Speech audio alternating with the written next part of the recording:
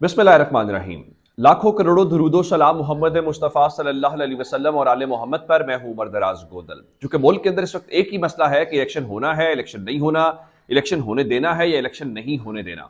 बहुत सारे लोगों का ख्याल तो ज़ाहिरन ये है कि ये कुछ ताकतवर हल्के हैं या वो हाथ जो हमें नज़र नहीं आते, या इस मुल्क के जो मेहरबान हैं, जो हुकूमतें गिराते या हुकूमतें बनाते हैं, उनकी तरफ से कोशिश हो रही है। लेकिन अब एक ऐसी खबर आई है जो, जब खबर मैंने भी सुना तो मेरे लिए भी एक बिल्कुल चौंका देने वाली खबर थी।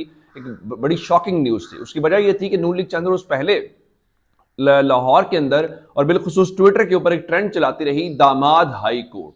वो दामाद हाई कोर्ट का मामला इसलिए था कि जनाब अली यहाँ पे जो लाहौर हाई कोर्ट के चीफ जस्टिस हैं अमीर अली भट्टी साहब, उनके जो दामाद हैं अली अफजल साई, वो तहरीक इंसाफ का हिस्सा हैं, वो चौधरी परवेज राय की काबीना का भी हिस्सा रहे। लेकिन अब खबर क्या है? अब खबर यह है कि चूंकि इन सियासतदानों की और जजेस की आपस में रिश्तेदारियां भी होती हैं, और जारी बात है वो जज बनने से शायद पहले की रिश्तेदारियां होती हैं। अब तहरीक इंसाफ के एक वजीर अगर किसी चीफ जस्टिस के दामाद हैं तो वो तो दामाद हाई कोर्ट बन जाती है। लेकिन अब एक जानिब सोशल मीडिया के ऊपर कैंपेन सुप्रीम कोर्ट के जजेस के खिलाफ की जा रही है, दूसरी जानिब बहुत बड़ी जो खबर आई है, एक सीनियर सहाफ़ी ने इस हवाले से दावा किया है कि पाकिस्तान की जो सुप्रीम कोर्ट के चीफ जस्टिस हैं उमर अता बंदियाल, उनकी मुलाकात और मरियम नवाज की मुलाकात की खबर है। ये मुलाकात कहाँ पे हुई है, ये मुलाकात करवाई किसने है, इस मुलाकात का एजेंडा क्या था और इत्तेफाक क्या हुआ है, तय क्या पाई, ये बड़ी इंपॉर्टेंट बात है। और आप जानते हैं कि जुमे के रोज पाकिस्तान की सुप्रीम कोर्ट के तमाम जो जज साहिबान हैं वो सुप्रीम कोर्ट में इकट्ठे हुए, जहां पे जो ऑडियोज आ रही हैं इसके ऊपर बात की गई और इलेक्शन के मामले के ऊपर भी बात की गई। और सुप्रीम कोर्ट के सामने दो चीजें इस वक्त हैं। एक, Islamabad high court bar association की दरखास्त है कि इलेक्शन शेड्यूल का हुक्म दिया जाए और इलेक्शन चूंकि नहीं करवाया जा रहा। फिर जस्टिस मुजाहिर अली अकबर नकवी और जस्टिस इजाजुल एहसन ने एक मामला चीफ जस्टिस को भेजा हुआ है कि ये अवामी मफाद का मामला है, आप इसका अज खुद नोटिस ले लीजिए।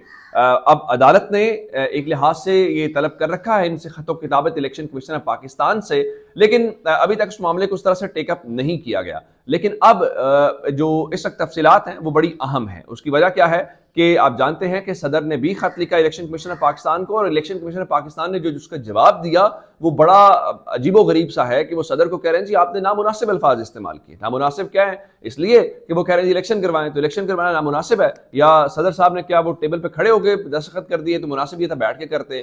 क्या सदर साहब ने दिन के टाइम साइन किए, रात के टाइम साइन करना चाहिए था? ये अजीबो गरीब सी बातें हैं। और इस हवाले से मैं जो इस वक्त आपको लेटेस्ट डेवलपमेंट, रात को मैंने आपको बताया था कि सूरत हाल ये है कि इतनी हिम्मत और जुर्रत मिल चुकी है कि वजीर दिफा फौज के सुप्रीम कमांडर को खुली धमकियां दे रहे हैं कि आप अपनी औकात के अंदर रहें। दूसरे नंबर के ऊपर चल के राना सनावला ये कहते हुए नजर आ रहे हैं जी सदर का इलेक्शन की तारीख से के ऐलान से कोई सरोकार नहीं है और इलेक्शन की तारीख देना इलेक्शन कमीशन पाकिस्तान की आईनी जिम्मेदारी है। भाई आप तय कर लें कि ये इलेक्शन की तारीख किसने देनी है। हुकूमत कह रही है कि इलेक्शन की तारीख इलेक्शन कमीशन पाकिस्तान ने देनी है। इलेक्शन कमीशन पाकिस्तान कहता है नहीं जी हमने नहीं देनी, ये हुकूमत के जो मुकर्रर करदा गवर्नर्स हैं उन्होंने देनी है। और सदर का उससे आईनी दायरे इख्तियार क्यों नहीं है? जब सदर को आपको बनाया हुआ इलेक्शन एक्ट देता है तो फिर ठीक है, आप उसको अब सब्र कर लीजिए, बर्दाश्त कर लीजिए। अब मैं आपको इस हवाले से जो खबर इस वक्त आपके सामने रखना चाहता हूँ, राना सनावला ये जो बात कह रहे हैं कि जनाब वो इल्जाम लगा रहे हैं कि इलेक्शन होने से मुल्क में अनारकी और मजीद अदम इस्तेहकाम का शिकार होगा। और उनके मुताबिक इमरान खान ने सदर, स्पीकर, डिप्टी स्पीकर और गवर्नर से आइन शिकनी करार दिया था और सुप्रीम कोर्ट ने इस अमल को आइन शिकनी करार दिया था। अब इनसे पूछा जाना चाहिए कि सुप्रीम कोर्ट ने आइन शिकनी करार दिया था तो आपने अभी तक किया क्या था? मतलब एक बेंच था, उस बेंच में से एक जज का यह ख्याल था, लेकिन जो बाकी जजेस का ख्याल था वो आप उस चीज को मानने को तैयार नहीं है। और अब इस सारी सूरत हाल को करने के लिए मैं जो मरीम नवाज वाली मुलाकात है उसकी अपडेट्स आपके सामने रखना चाहता हूं। और वो अपडेट्स क्या हैं? अपडेट्स ये हैं कि आप जानते हैं कि शाइस्ता परवेज मलिक और मरहूम परवेज मलिक जो हैं ये एमएनएस दोनों, एक तो शाइस्ता भी खुद एमएनए हैं और मरहूम परवेज मलिक साहब भी पहले एमएनए थे। अब उनकी जगह के ऊपर ही इस खानदान को, और अली परवेज मलिक भी उस खानदान से, यानी नून लीग ने उस खानदान को शुरू से 3 एमएनए की सीटें दे रखी हैं। 2 वो जीत के आते हैं, एक उनको मखसूस नशीस्त है। आखिर कोई तो ऐसी वजह होगी ना जो उनका इतना ख्याल किया जाता है। अब उसकी मैं एक वजह बता देता हूँ कि ये जो मलिक साहब हैं, परवेज मलिक साहब अल्लाह ताला उन्हें गरीक रहमत करे, और शाइस्ता साहिबा और उनके जो बेटे हैं अच्छे खासे असर रसूख वाले हैं। उनके लाहौर के अंदर भी मुख्तलिफ ओहदों के ऊपर खानदान के अफराद है, तगड़ा खानदान है। अब इनकी रिश्तेदारी है भला किसकी तरफ? पाकिस्तान के चीफ जस्टिस उमर अता बंदियाल साहब की तरफ। और शाइस्ता परवेज मलिक और परवेज मलिक मरहूम का जो एक बेटा है उसकी शादी हुई है उमर अता बंदयाल साहब की साहबजादी से, यानी ये दामाद हैं उनके। अच्छा, अब इस ताल्लुक को इस्तेमाल किया गया है। इस ताल्लुक को इस्तेमाल, मैं आपको सुनाता भी हूं तफसीलात। इस ताल्लुक को इस्तेमाल करते हुए जो दावा है सीनियर सहाफ़ी मोईद पीरज़ादा का, कि उनके मुताबिक ये मुलाकात जारी रही और इस मुलाकात के दौरान एजेंडा क्या था। इस मुलाकात का एजेंडा बड़ा इंपॉर्टेंट है। एजेंडा वही था कि जनाब, वो आप यूं कीजिए कि पंजाब और जो खैबर पख्तूनख्वा का इलेक्शंस का मामला है उसके ऊपर आप कोई चीज़ ना करें। अब आपको कल परसों से खबरें आ रही हैं कि मुज़ाहिर अली अकबर नकवी साहब के हवाले से जो गुफ्तगू हुई परवेज़ इलाही साहब ने और दीगर ने, तो जनाब होना ये चाहिए कि वो उसके ऊपर जुडिशल कमीशन में हमें जाना चाहिए और इसके ऊपर आवाज़ उठानी चाहिए। तो अब सवाल ये पैदा होता है कि अगर मुलाकात हुई है उमर अता बंदयाल साहब की और मरीम नवाज साहबा की, जो कि मोहित पीरज़ादा का दावा है कि हुई है, तो क्या उसकी भी ऑडियो आएगी? क्या उस ऑडियो के अंदर मरियम नवाज पाकिस्तान के सुप्रीम कोर्ट के चीफ जस्टिस को अगर ये कायल कर रही हैं कि जनाब आली आप आइन को छोड़ें, आप बस इलेक्शन ना होने दें क्योंकि हमारे पल्ले कुछ नहीं है, तो क्या इसके ऊपर कोई आर्टिकल आएगा?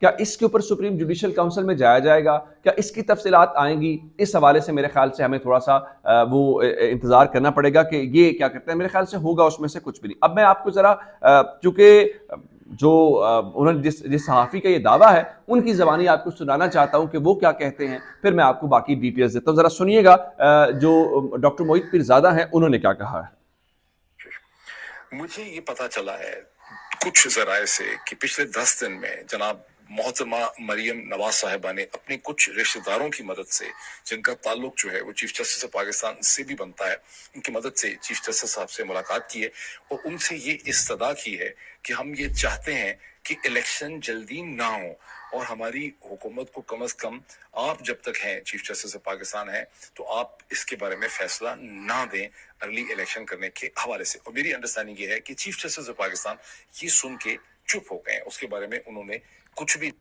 यानी उनसे ये कहा गया है कि जो भी असेंबलियां टूट गई हैं और जो इलेक्शंस जनाब अली हो रहे हैं, तो आप बस अपनी होते हुए जब तक आप चीफ जस्टिस हैं आप इलेक्शन ना होने दें। उसकी वजह बता देता हूँ। जब रिटायर हो जाएंगे उमर अता बंदयाल साहब तो आपको पता है कौन चीफ जस्टिस बनेगा?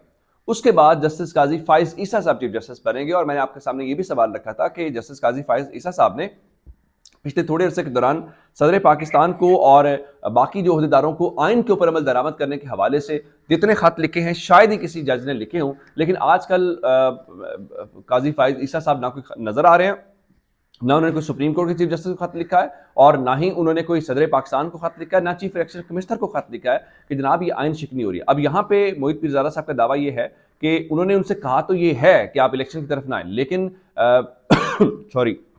लेकिन चीफ जस्टिस ने उनको कोई यकीन दहानी नहीं कराई कि आया वो इसके ऊपर अमल करेंगे या नहीं करेंगे, जो कि बहुत अच्छी बात है। अब जरा मरीम नवाज ने रात को सलीम साफ़ी को इंटरव्यू दिया, पता नहीं उसको इंटरव्यू कहना चाहिए, ये कहना चाहिए कि अपनी ही जमात के एक जो बड़े ही हामी परस्तार है उनके साथ गुफ्तगू की है, मेरे ख्याल ये ज़्यादा मुनासिब होगा। और मरीम नवाज साहिबा इस इस्टेब्लिशमेंट की गवाही देती नजर आ रही हैं कि ये इस्टेब्लिशमेंट न्यूट्रल है, ये इस्टेब्लिशमेंट न्यूट्रल है और उनके मुताबिक जी उन्होंने इमरान खान से हाथ उठा लिया है और इमरान खान अब अदलिया के घोड़े पर सवार होकर इक़्तिदार में आना चाहता है, उस अदलिया के बारे में जिसके मुतालिक खबरें आ रही हैं कि मरीम नवाज साहिबा ने उनसे मुलाकात की। सलीम साफ़ी से करते हुए वो जो इस्टेब्लिशमेंट की नई तर्जुमान है मरीम नवाज शरीफ साहब कहते हैं जी मैं जब इदारे आइन के पाबंद हैं, आइन के अंदर रह के, तो मैं किसी से क्या लड़ाई करूं, मेरी लड़ाई तो आइन के हवाले से। ये पाकिस्तान के अंदर जो कुछ हो रहा है इस वक्त कि एक बच्चे से भी पूछेंगे कि एक इलेक्शन के होना है आइन के तहत, लेकिन वो नहीं हुआ, तो क्या ये आइन के ऊपर अमल दरामद है? लेकिन मरीम साहबा ने क्या कहा जरा वो सुन लीजिए।